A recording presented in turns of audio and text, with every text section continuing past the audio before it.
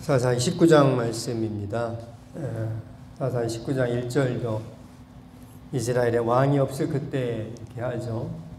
18장도 이스라엘에 왕이 없을 때 일어난 일을 또 이야기를 하고 있고요. 오늘 이 사사기 19장 말씀을 읽으면서 도대체 이것이 성경인가 그러합니다. 성경이 거룩한 책이지 않습니까? 그런데 이 거룩한 책에 어떻게 이런 일이 기록이 될까? 정말 이건 삼류소설도 아니고 어떻게 이런 일이 성경에 기록되어 있을까 하면서 참 새벽에 읽기가 참 어렵습니다. 오늘 말씀은요, 믿는 도끼에 발등 찍힌다 하는 말씀하고도 상관이 돼요. 믿는 도끼에 발등 찍힌다.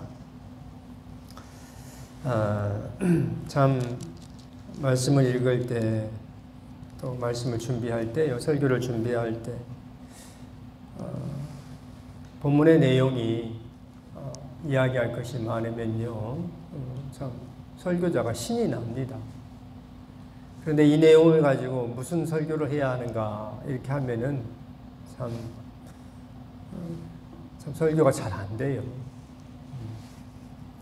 오늘 권사님 이 말씀 가지고 우리가 무엇을 나눌 수 있겠습니까?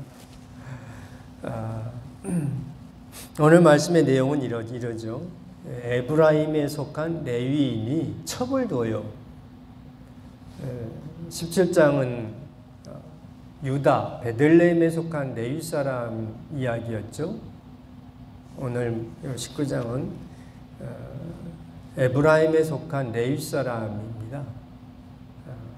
레위 사람은 흩어져서 각 지방에 다 흩어지게 되죠.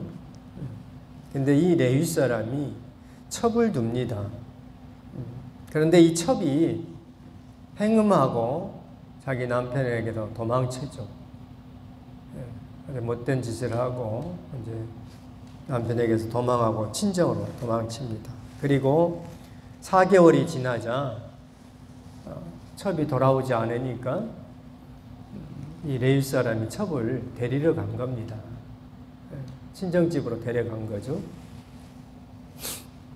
그런데 어쨌든 이제 자기 첩을 데리고 집으로 돌아가지고 가려고 할 때 장인이 자꾸 붙잡는 거예요. 오늘 날이 밝았는데 우리 음식 잘 먹고 잘 지내다가 그러다가 이제 떠나라 하는데 저녁이 될 때까지 계속 먹고 마시는 거예요. 놓아주질 않고. 그렇게 해서 5일이 지납니다. 8절에 그러죠. 5째 날 아침에 일찍이 일어나 떠나고자 하며 그 여자의 아버지가 이르되 청하노니 그대의 기력을 돋우고 해가 기울도록 머물라 하므로 두 사람이 함께 먹고 그럽니다. 어쨌든 자기 부인을 데리고 오려고 하는데 장인이 말리는 거예요. 음식도 많이 먹고 잘 지내다가 해가 기울면 떠나라. 해가 기울고 떠나면 안 되죠. 밤이 오는데 어떻게 갑니까? 아침 일찍 떠나야 해지기 전에 집에 당도해야 되지 않겠습니까? 그런데 어쨌든 3일 동안 함께 머물고 먹고 마셨는데 4일째 되는 날 가려고 하니까 장인이 붙잡았죠. 그래서 그냥 거기서 머물렀는데 다음 날도 장인이 똑같은 일을 하는 거예요. 그래서 이 레위 사람이 해가 질 때 출발을 합니다. 9절 같이 한번 읽겠습니다. 9절. 그 사람이 첩과 하인과 더불어 일어나 떠나고자 하매 그의 장인 곧 그 여자의 아버지가 그에게 이르되 보라 이제 날이 저물어가니 청하건대 이 밤도 유숙하라. 보라 해가 기울었느니라. 그대는 여기서 유숙하여 그대의 마음을 즐겁게 하고 내일 일찍 그대의 길을 가서 그대의 집으로 돌아가라 하니 그 사람이 다시 밤을 지내고자 하지 아니하여 일어나서 떠나 그럽니다. 해가 기울고 있는데 떠나는 겁니다. 네. 어쨌든 처갓집에서 떠나가지고 자기 집으로 가는데 금방 해가 지죠. 12절도 같이 한번 읽겠습니다. 12절. 주인이 그에게 이르되 우리가 돌이켜 이스라엘 자손에게 속하지 아니한 이방 사람의 성읍으로 들어갈 것이 아니니 기브아로 나아가리라 그럽니다. 여부스가 가까웠던 것 같아요. 여부스에서 이제 그 밤을 지내고자 하는데 여부스는 이방인 땅입니다.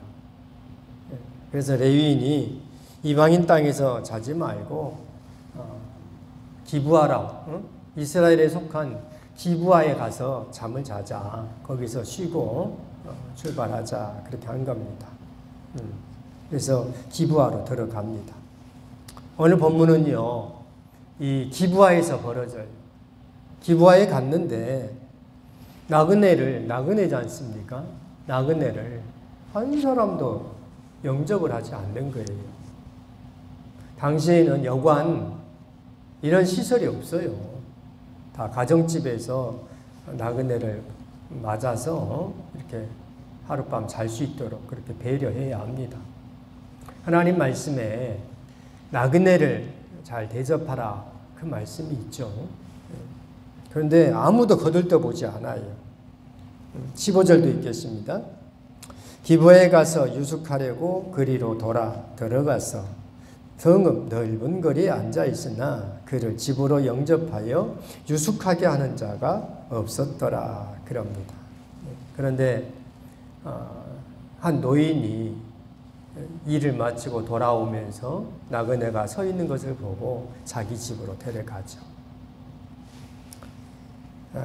노인 집으로 가서 어쨌든 이제 저녁을 먹고 쉬려고 하는데 그 동네에 불량배들이 들어와서요, 이 나그네를 관계하겠다 그럽니다. 관계한다 하는 말이 뭘까요? 관계한다. 악수나 하고, 통성명하고 이런 관계일까요? 이 관계는 그게 아니죠. 동성애 하겠다는 겁니다.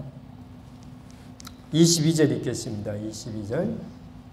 그들이 마음을 즐겁게 할 그때 그 성읍의 불량배들이 그 집을 에워싸고 문을 두들기며 집주인 노인에게 말하여 이르되 네 집에 들어온 사람을 끌어내라. 우리가 그와 관계하리라 하니. 그래요. 집주인이 이런 악행을 행하지 말라, 이런 망령된 짓을 행하지 말라 해도 이 불량배들이 여전히 어쨌든 이 사람을 동성애 하겠다고 끌어내라 뭐 이럽니다. 그런데 이대로 놔두면 안 될 것 같으니까요, 이 레위인이 자기 처벌을 이 불량배들한테 내준 겁니다. 약한 여자를 불량배들한테 내준 거예요. 그리고 이 불량배들이 이 레위 사람의 처벌을 윤관합니다. 25절 읽겠습니다. 25절. 우리가 듣지 아니하므로 그 사람이 자기 첩을 붙잡아 그들에게 밖으로 끌어내매 그들이 그 여자와 관계하였고 밤새도록 그 여자를 능욕하다가 새벽 미명에 놓은지라.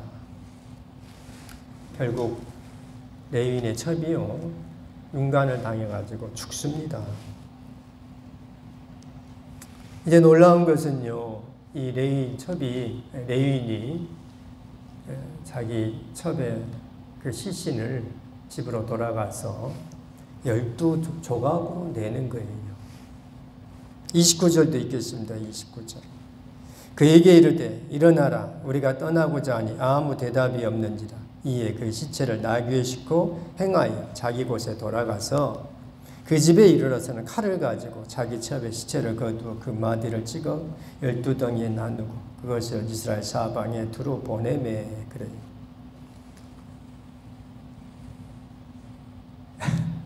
도저히 상상이 안 됩니다. 사람 몸을 12조각으로 내는 거예요. 그러니까 한번 생각을 해보고 어떻게 잘랐을까? 자기 부인인데 그냥 거의 장례 치러도 될 터인데 아무튼 이 레위는요 너무너무 화가 나고 있을 수 없는 일을 겪었다 해가지고요 자기 또한 있을 수 없는 일을 행하는 거예요.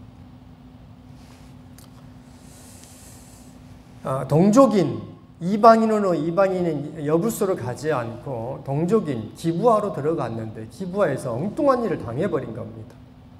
기브아를 믿었는데 그 기브아에서 동성애하는 기브아 사람들을 만났고 그리고 자기 부인이 그 일로 말미암아 죽어버린 겁니다.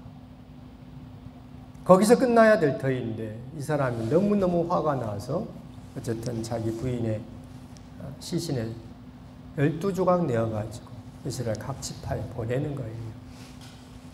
오늘 우리가 함께 기도할 내용이 이겁니다. 우리 교회가 세상보다 더 윤리적으로 도덕적으로 그래도 앞서야 되지 않겠습니까? 근데 어떻게 보면요 교회가 세상보다 못한 부분도 있습니다. 그래요.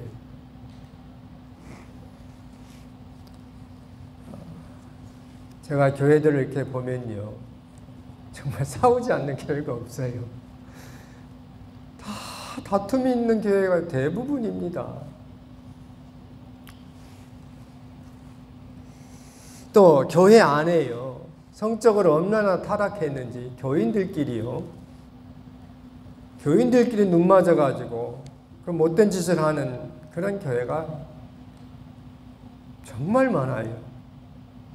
하늘 아버지께서 위에서 보시면요 가관입니다. 가관. 겉으로는 거룩한 것 같은데 속으로는 다 골마 썩어 터지고 있는 겁니다.